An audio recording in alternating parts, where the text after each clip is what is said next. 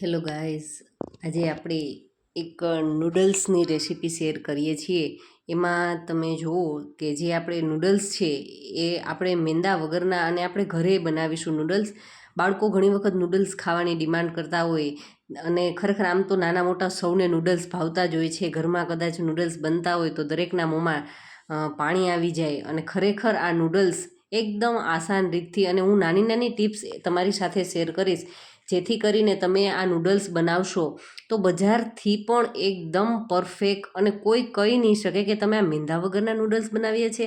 અને ખરેખર જો તમે એકવાર બનાવશો ને તો આની ડિમાન્ડ વીકમાં એક વખત તો પાકી આવશે જ, અને તમારે કરવા પડશે જ. કારણ કે હું પણ મારા બાળકો માટે વારંવાર આ નૂડલ્સ બનાવી અને ખવડાવું છું, અને મને એમના કોઈ ટેન્શન પણ નથી રહેતું. કારણ કે આપણે જુઓ અત્યારે મેં એમની અંદર ઘઉંનો લોટ યુઝ કર્યો છે. હા, આપણે જે રોટલીનો લોટ હોય છે એક બાઉલ ભરી અને મેં રોટલીનો લોટ લીધો છે, અને એ જ બાઉલથી આપણે ચોખાનો જે ઝીણો લોટ હોય છે બસ સેમ બે માપ એક જ સરખા છે. જેટલો ઘઉંનો લોટ છે એટલો જ ચોખાનો લોટ લીધો છે, અને બસ બંને લોટને પહેલાં તો સારી રીતે મિક્સ કરી લેવાના છે જેથી કરીને નૂડલ્સનું રિઝલ્ટ છે એકદમ પરફેક્ટ આવશે. અને બસ હવે એમની અંદર આપણે થોડું એવું નિમક એડ કરી દઈએ જેથી કરીને એમનો ટેસ્ટ એકદમ બેલેન્સ રહેશે. તો બસ નિમક એડ કર્યા બાદ આપણે એમની અંદર 1 ચમચી જેટલું તેલ એડ કરવાનું છે, અને હવે આપણે આ મિશ્રણને સારી રીતે મિક્સ કરી લેવાનું છે. અને આપણે આમની કણક બાંધવાની છે. તો એમના માટે આપણે પાણી કેવું લેવાનું છે, તો પાણી આપણે ગરમ પણ નહીં અને ઠંડુ પણ નહીં, મતલબ એમ કે રૂમ ટેમ્પરેચરવાળું પાણી એ યુઝ નથી કરવાનું, અને આપણે વધારે પડતું ગરમ પણ નહીં. એટલે કે આપણે એમની અંદર આંગળી બોળીએ અને હુંફાળું આપણે પાણી કે સહેજ ગરમ છે એવો અહેસાસ થાય, બસ એ જ પાણીથી આપણે આપણી કણક છે એ તૈયાર કરવાની છે. તો ત્યારે તમે જુઓ આપણી કણક તૈયાર થઈ ચૂકી છે, અને એ પણ કેવી બાંધવાનું છે આપણે, તો કે રોટલીના લોટથી એમને થોડો ઢીલો રાખવાનો છે. તમે અત્યારે જુઓ હું એમને ટૂંપું છું તો તમને અંદાજ આવી જતો હશે. તો બસ આ રીતની આપણે કણક કરવાની છે, અને ઉપરથી થોડુંક તેલ એમની ઉપર ગ્રીસ કરી અને આપણે એમને લગભગ 10 મિનિટના સમય માટે રેસ્ટ માટે રાખી દઈએ. અને 10 મિનિટના સમય બાદ આપણે આમને 1 થી 2 મિનિટ માટે આ રીતે ટૂંપી લેવાની છે. અને હવે આપણે આમને સંચો જે આપણે સેવ ગાંઠિયા માટેનો હોય છે, તો હું તમને બતાવું છું. આ જારી છે એ સેવની ઝીણી છે, એનો યુઝ નથી કરવાનો. થોડીક એનાથી જો તમારી પાસે વચ્ચેની આની સાઇઝની હોય, મીડિયમ સાઇઝની, તો તમે લઈ શકો છો. પણ મેં અત્યારે જે નાને ઝીણા તીખા ગાંઠિયા થાય છે એ, એટલે કે જે રતલામી સેવની આવે છે એનો મેં યુઝ કર્યો છે. ને બસ આ રીતે આપણે એમને સંચામાં ભરી લેવાની છે. અને હવે એને આપણે કઈ રીતે કૂક કરવાની છે એમાં ખાસ ધ્યાન રાખવાનું છે. તો મેં એક પોળું વાસણ, શક્ય હોય એટલું પોળું વાસણ લેવાનું છે, અને આપણે એમની અંદર પાણી ઉકળવા માટે રાખી દેવાનું છે. અને લગભગ અડધું બાઉલ મેં આ ભરી અને રાખ્યું છે. એમની અંદર મેં નિમક એડ કર્યું છે અને 1 ચમચી જેટલું તેલ એડ કર્યું છે. હવે નિમક તો આપણે ખ્યાલ આવી જાય કે નિમક છે એ અંદર સુધી એમની ખારાશ છે બેસી જાય, એટલા માટે નિમક એડ કર્યું છે.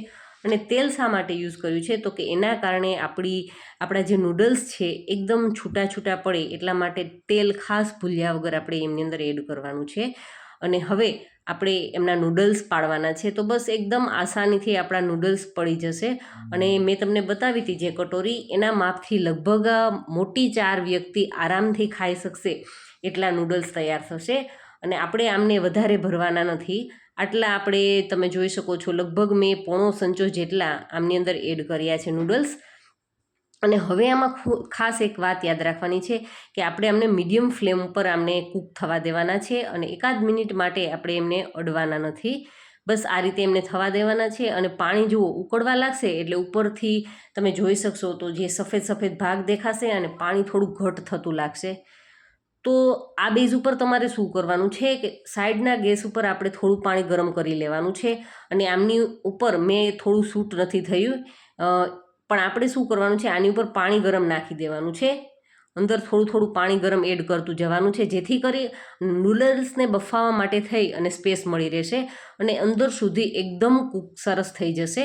અને આમને ક્યાં સુધી કૂક કરવાના છે, તો એમને 15 મિનિટ માટે તમે મીડિયમ ફ્લેમ ઉપર કૂક કરશો એટલે પરફેક્ટ કૂક થઈ જશે અંદર સુધી.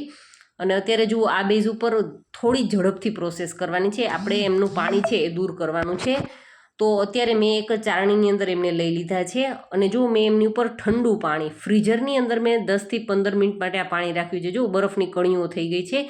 એટલું ઠંડુ પાણી આપણે સીધું જ એમની ઉપર નાખી દેવાનું છે. એમ કરવાનું કારણ શું છે, તો એમની જે કુકિંગ પ્રોસેસ છે એ ત્યાં જ અટકી જશે. એટલે કે એમને જે હીટ મળતી હતી, ગરમી મળતી હતી, એ બંધ થઈ જશે. એટલે ઓવરકુક નહીં થાય, વધારે પડતા ચીપકી જાય એવા નહીં થાય. તમે જુઓ અત્યારે પરફેક્ટ એકદમ છૂટા છૂટા આપણા નૂડલ્સ તૈયાર થઈ ચૂક્યા છે. તો હજુ આમને શું કરવાનું છે, તો એની અંદર અડધી ચમચી જેટલું આપણે ખાવાનું તેલ છે એડ કરી દેવાનું છે અને આપણે હાથની મદદથી બિલકુલ હળવા હાથે આ રીતે મિક્સ કરી અને તમે જુઓ છે ને એકદમ પરફેક્ટ છૂટા છૂટા નૂડલ્સ લાગે છે કે આ તમે ઘરે બનાવ્યા છે. પણ હા, આ રીતે ઘરે નૂડલ્સ બનાવી શકાય છે. અને બસ હવે આપણે વધારે હેલ્ધી કરવા માટે થઈ અને આપણે એમની અંદર વેજીટેબલ જોઈએ તો તમને ભાવતા વેજીટેબલ એમાં તો ખાસ કેપ્સિકમ, ગાજર, કોબી અને ડુંગળી એમને મેં 1 ચમચી તેલ ગરમ થવા માટે રાખ્યું હતું. એમની અંદર આપણે એમને કૂક કરી લઈએ. તો આપણે ખ્યાલ જ છે કે કોબી અને ગાજરને કૂક થતાં થોડો સમય લાગે છે. તો પહેલાં આપણે એમને 1-8 મિનિટ માટે આ રીતે સાતળી લેવાના છે અને આપણે આમને પણ ઓવરકૂક નહીં કરીએ. થોડા ક્રન્ચી રાખશું તો એમનો ટેસ્ટ છે એ ખૂબ જ સારો આવશે. અને ડુંગળી બિલકુલ ઓપ્શનલ છે, તમે ના ખાતા હોય તો તમે એમને એવોઇડ પણ કરી શકો છો. તો બસ આ રીતે એમને આપણે કૂક થવા દઈએ અને એમની અંદર આપણે મસાલાઓની અંદર આપણી ઈચ્છા મુજબના મસાલા છે એડ કરી દઈએ. તો પહેલાં તો આપણે એમની અંદર સ્વાદ અનુસાર નિમક એડ કરી દઈશું, જેથી કરી અને આપણું વેજીટેબલ છે એ થોડું ઝડપથી કૂક થઈ જાય. તો બસ સ્વાદ અનુસાર આપણે નિમક એડ કરી અને કેપ્સિકમ જો મેં લાસ્ટમાં એડ કર્યા છે, કારણ કે કેપ્સિકમ છે એ ખૂબ જ ઝડપથી કૂક થઈ જાય છે અને જો વધારે કૂક થશે તો એમાંથી પાણી છૂટશે. એટલા માટે આપણે એમને તો બિલકુલ જ ઓવરકૂક નહીં કરીએ. અને હવે આ બેઝ ઉપર આપણે થોડો એમની અંદર મરી પાવડર એડ કરીએ, કારણ કે મરી પાવડરનો ટેસ્ટ એમની અંદર ખૂબ જ સારો આવશે. અને બસ હવે આમને મિક્સ કરી અને આમની અંદર આપણે ટોમેટો કેચઅપ, બાળકોનો ફેવરિટ, એ ભૂલ્યા વગર એડ કરી દઈએ, જેથી કરીને બાળકોને ખાવાની ખૂબ જ મજા આવે. અને બહારના જે નૂડલ્સ ખાવાની ડિમાન્ડ કરશે એ તો હવેથી તો બિલકુલ બંધ જ થઈ જશે, કારણ કે એકદમ ખૂબ જ ટેસ્ટી આપણા નૂડલ્સ બનવાના છે. તો એમની અંદર મેં 2 ચમચી જેટલો ટોમેટો કેચઅપ અને 1 ચમચી જેટલો સોયા સોસ એડ કર્યો છે. અને બસ હવે એમને સારી રીતે મિક્સ કરી લઈએ. જો તમારે સોયા સોસ એડ ન કરવો હોય તો એમની જગ્યાએ તમે ખટાશ માટે લીંબુનો પણ ઉપયોગ કરી શકો છો. અને બસ હવે આ આપણે એમની અંદર મસાલો, મેગી મસાલો આપણે થોડો એડ કરી દઈએ તો બિલકુલ બહાર જેવા જ આપણા નૂડલ્સ તૈયાર થશે. અને એ પણ ન કરવું હોય તો કોઈ પણ તમે ગરમ મસાલો છે, પાઉંભાજીનો મસાલો છે, સાંભાર મસાલો છે, તમારી ઈચ્છા મુજબનો કોઈ પણ મસાલો એડ કરી શકો છો. અને હવે તમે જુઓ આપણે એમની અંદર લાસ્ટમાં આપણા નૂડલ્સ એડ કરી દઈએ. તો આટલો સમય રહ્યા બાદ પણ તમે જોઈ શકો છો આપણા નૂડલ્સ છે ને એકદમ છૂટા છૂટા જ બિલકુલ બજાર જેવા જ આપણા નૂડલ્સ દેખાય છે. તો બસ આ રીતે આપણે એમને સારી રીતે મિક્સ કરી લઈએ. તો એવું નથી કે હું આમને ચમચો અડાડીશ તો એ ભેગા થઈ જશે. હું તમને એ પણ કરીને બતાવી દઉં. તો તમે જુઓ હું એમને ચમચાથી આ રીતે હલાવું છું તો પણ દેખાય છે ને ક્યાંય એકદમ ભેગા થઈ ગયેલા કે લાગે છે તમને એવું? નહીં, બિલકુલ જ છૂટા છૂટા અને એકદમ બજાર જેવા જ આપણા નૂડલ્સ છે એકદમ સરસ તૈયાર થઈ ચૂક્યા છે. જો મિત્રો તમને મારા વિડીયો ગમતા હોય તો પ્લીઝ વિડીયોને લાઇક જરૂરથી કરો અને ચેનલને હજુ સુધી સબસ્ક્રાઈબ ન કરી હોય તો પ્લીઝ ચેનલને પણ જરૂરથી સબસ્ક્રાઈબ કરજો અને તમારા ફ્રેન્ડ્સ અને ફેમિલી જોડે મારા વિડીયોને શેર પણ કરતા રહેજો. અને આજનો વિડીયો તમને કેવો લાગ્યો એ મને ખાસ કમેન્ટ કરજો. અને આ મારા એક વ્યુઅર્સના ડિમાન્ડ ઉપર મેં આ નૂડલ્સ બનાવવાની ટ્રાય કરી છે. તો એ વ્યક્તિનો પણ ખૂબ ખૂબ આભાર કે મને એણે આ સજેસ્ટ કર્યો અને મેં ટ્રાય કરી. તો એ મને ખાસ કમેન્ટ કરે કે એમને આ મારો વિડીયો છે એ કેવો લાગ્યો. અને હવે મારા બાળકોને પણ ખાવાની ઉતાવળ છે તો હું આ વિડીયોને અહીંયા જ પૂર્ણ કરું છું. અને તમે આવા અલગ અલગ વિડીયોની ડિમાન્ડ પણ મને કરતા રહેજો અને હજુ વધુ શું શીખવું છે એ પણ મને કહેતા રહેજો. Thank you for watching this videos.